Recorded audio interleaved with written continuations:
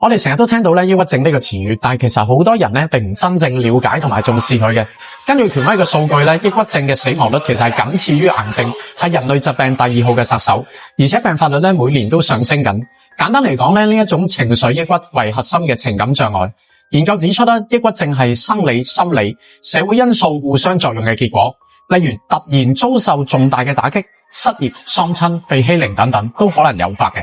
而依家全球大約有 3.5 億嘅抑鬱病患者，中國就佔咗1億左右，成為心理健康嘅重災區之一。而且發病嘅年齡越嚟越年輕，所以及時發現同埋治療係好重要嘅。咁點樣判斷自己有冇抑鬱症呢？核心嘅特徵就係缺乏快樂感，對生活或者學業失去興趣。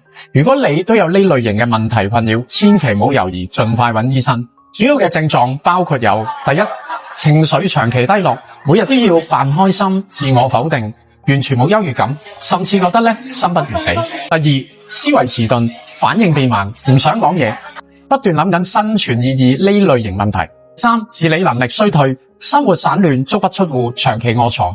部分嘅人亦都會產生自殺嘅念頭，呢個亦都係最危險嘅。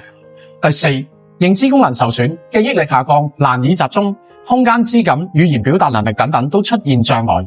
第五，身體不適，睡眠問題、疲倦乏力，甚至心臟痛、呼吸困難，但醫生檢查完都未揾到呢啲器官出現問題。